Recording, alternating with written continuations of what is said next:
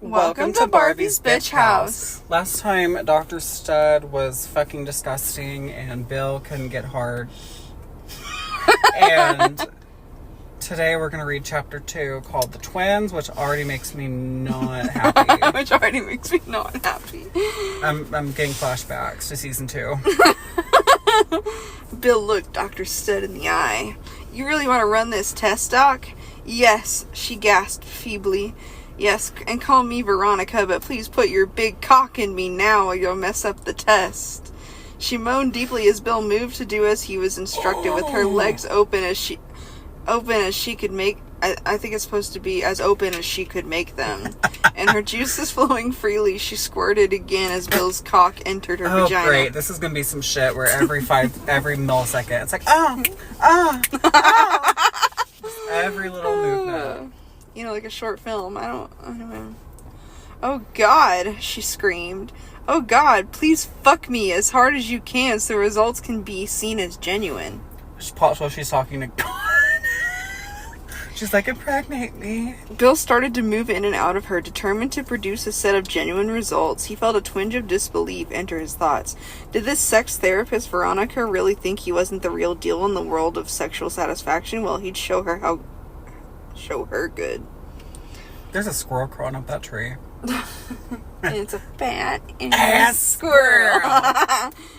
The squirrels in this camp has got to be eating pizza and stuff, so I mean, look at them. They're like, college campus, ooh. They're like, ooh, college kids. Okay.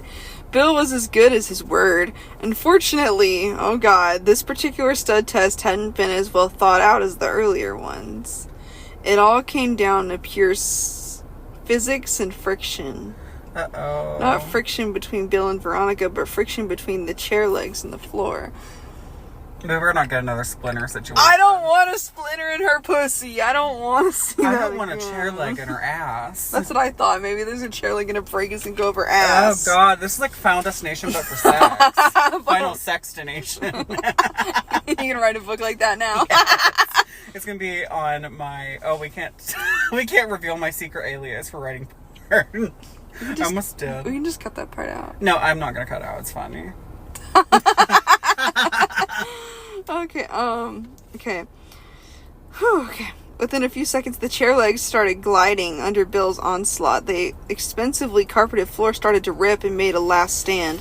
It was then that the real trouble started. The chair legs were now trapped, and Bill's zeal was so great, so genuine, that with nowhere to go, they could only buckle under his and Veronica's weight. With a cacophony of falling steel, ripping carpet, and the groaning from Veronica Stud. Oh, fuck! They all stumbled to the floor. Ow! Bill stood up, got dressed, and left the building without uttering a word. He was fucked and he knew it. His father would play hell with him when he got the damages bill from Dr. Stud, and there was nothing. He just fucking left her there on the floor.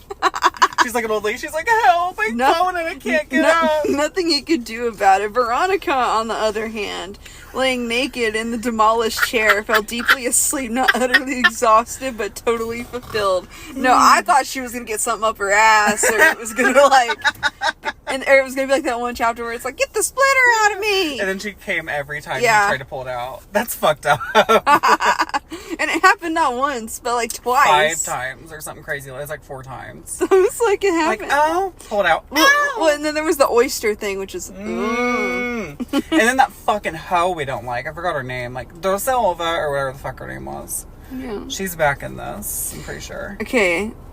Asinara and Caesar da Silva smiled across the airport. I'm not joking when I say this person's name is Asinara. Asinara? That's ridiculous. Maybe that's not how you say it, but that's how it's spelled. It's definitely Asinara. There's no way it's not intentional. Smiled across the export lobby at Bill Badger. Bill's cock shifted in his trousers at the sight of Asinara's bounteous heaving tits. It just moved like, woo. Struggling to pull 2 heavy suitcases behind her, Caesar, who was carrying a small white tote bag, stopped and shouted, "Belle!" in an accent reminding Bill of his mother. Okay. As he put the temporary sign he'd written back into his pocket. Amazing, Caesar shouted, even though he was only 2 yards from Bill. You are so like the picture Mama sent us of you.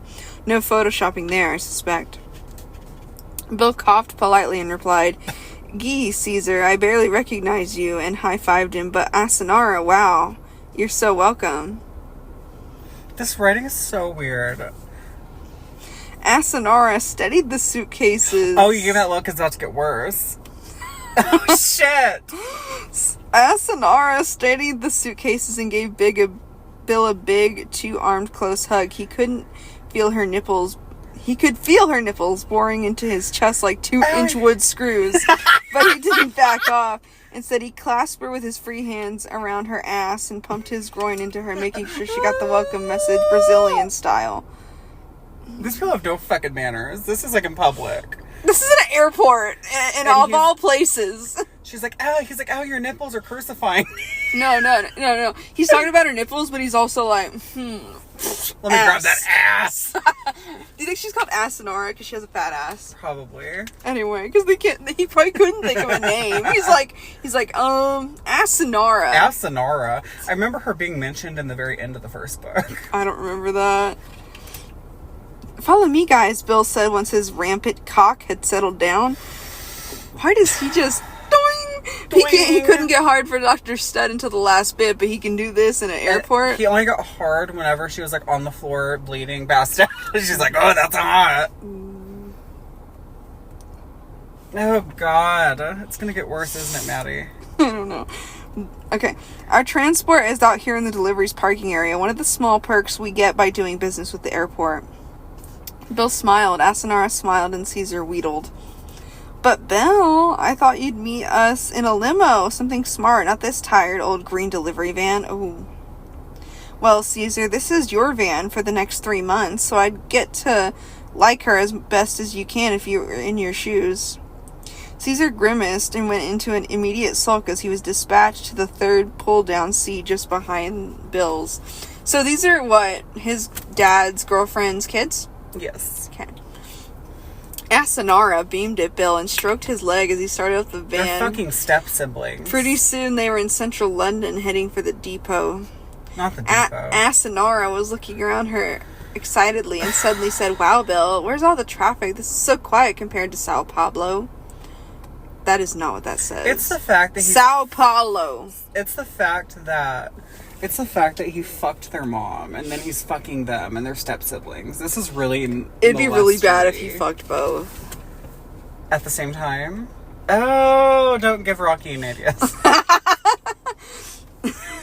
Bill looked across at Asanara and smiled at her. This was sure some sort of girl. The traffic, though flowing freely, was pretty busy by central London standards, and it was obvious from her comment that she would have no trouble in dealing with it on a daily basis.